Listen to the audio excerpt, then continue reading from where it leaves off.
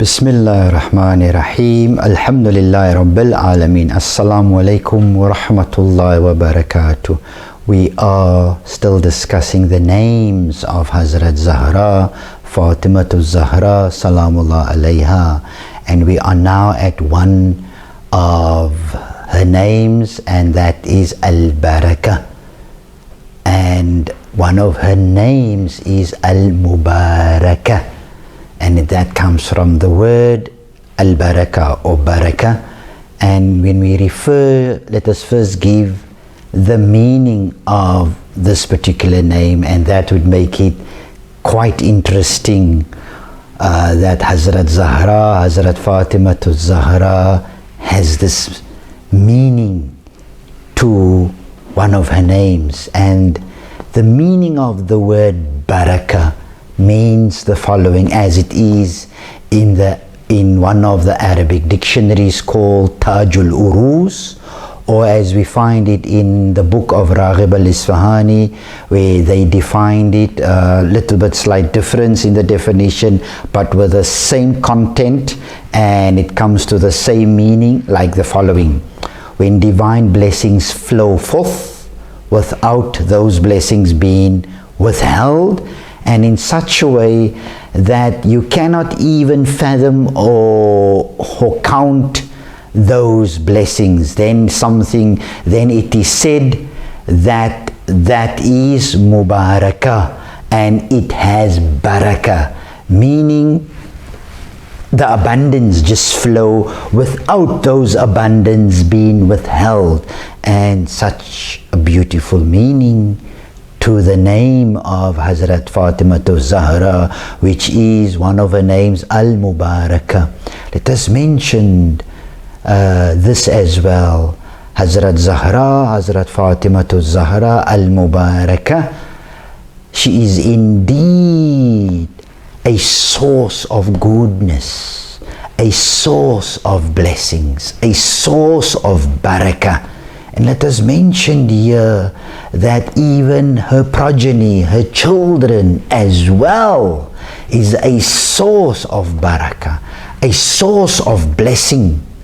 Let us look at, for example, the children between her and Hazrat Imam Ali ibn Abi Talib, Salamullah alayhi, and they had 4 children.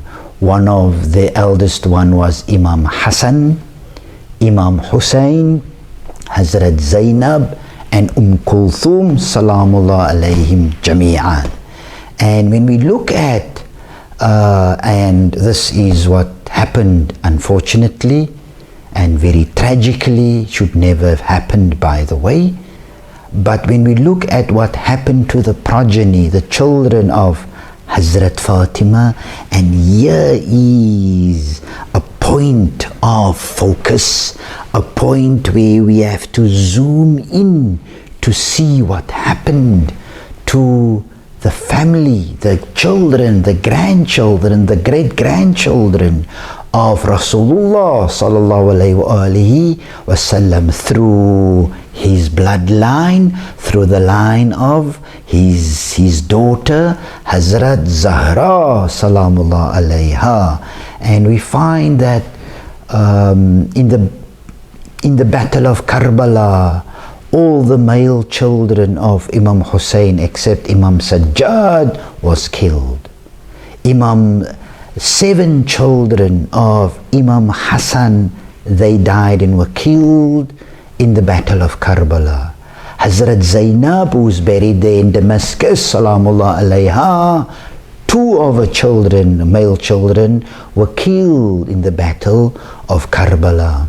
And when we look at Kulthum, she wasn't married, so there was no children there. And this persecution continued throughout the Umayyad and the Abbasid dynasty, where it is known, well documented, that how the family of the Holy Prophet were persecuted. They are the children of the Holy Prophet sallallahu alaihi wasallam, and salam of Allah on all of them, were persecuted, and we find also no mercy was spared even during the rule of As-Salahuddin Ayyubi, where they also have pursued the family, the children of Rasulullah sallallahu alaihi wasallam, and until Imam Hassan al-Askari, who's buried in Sammara in Iraq. And we find that this is very profound and they've tried to obliterate, they've tried to erase the children of Hazrat Zahra Salamullah alayha, but to no avail.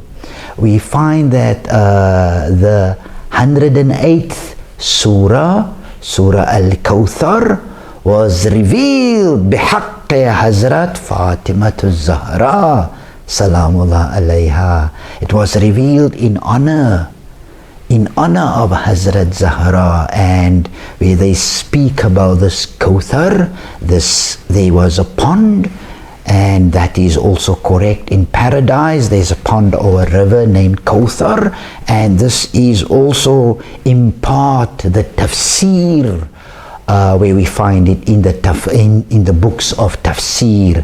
When we look at Fakhruddin al-Razi, he himself mentioned that this particular, in his Tafsir al-Kabir, that the surah was revealed bihaqqi, in honor of Hazrat Fatimah Az-Zahra, where the Holy Prophet was ridiculed, where they said that he is abtar, that he is cut off because there is no male offspring from the Holy Prophet. So how was it possible that he can have offspring? Let us leave that matter for the next insert, inshallah. But let us just complete this particular thought, where they said that the Holy Prophet he was abtar, he was cut off because there's no male heir, there's no male child. And then Allah has revealed, Inna a'tainaka al-Kawthar, I have given you abundance, great goodness. And who was that? What is the name of? And that's one of the names of Hazrat Fatimah Az-Zahra Quranically, and that is Al-Kawthar. We have given you great goodness, great barakah, great blessing. And that is how Allah Azza wa Jalla Sha'na has promised the world, that you think the Holy Prophet Sallallahu Alaihi Wasallam, that his seed, the seed of the Holy Prophet, will be spread in all four corners throughout the world. And this is indeed what happened. They tried to obliterate the memory of Hazrat Fatimah Az-Zahra Salamullah alayha, and today we have Sayyids or Sharifs everywhere around the world. You have, when we refer to in the school of Ahl al-Bayt, Sayyid, and he is known, those with the black turbans, known to be one of the descendants of one of the great grandsons of the Holy Prophet.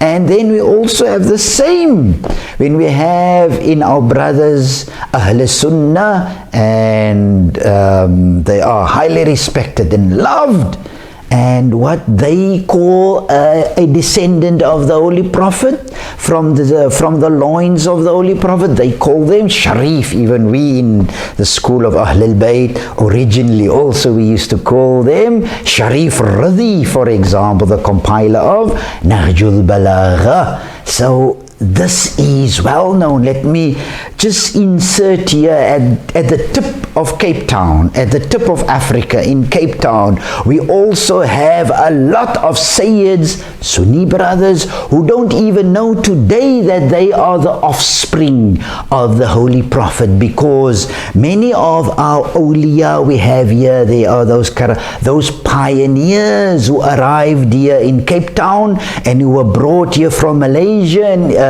and here's from the area today, which is called Sumatra or the Java Peninsula. Many of them were Sayyids, and they were brought here in chains in Cape Town, and they married the indigenous women of this land, which is called here Western Cape, around the Cape Town area, and they were of the Qadariya Sufi order, and many of them were the sons, the great-grandsons of who? Abdul Qadir Jilani, one of the masters of the Sufi orders, and Abdul Qadir Jilani was one of the great-grandsons of Imam Hassan Salamullah alayhi, one of the grandsons of the Holy Prophet. So just in order that the promise of Allah is fulfilled, Allah has proven that when we look at, for example, the former foreign minister of Indonesia, Al-Atash is first, and he is also one of the Sayyids of one of the great-grandsons of the Holy Prophet of Hazrat Fatimah Az-Zahra Salamullah alayha. And this is, and many of them are in Africa from the Tijaniya order. One of our friends, his name is Sayyid Haidarus, for example, of Lamu there in Kenya, and many around the world. We will continue in the next insert. Sorry that we went a bit over the prescribed time, but when we speak about these things, you get so overwhelmed that you have seen how, and physically you've seen around the world how the descendants of the Holy Prophet are spread around the world in fulfillment of the Surah Al-Kawthar. Inna a'tainaka al-Kawthar. That's just one aspect of the surah, not to mention the barakah of the family of the Holy Prophet. We will continue in the next installment. Wassalamu alaikum wa rahmatullahi wa barakatuh.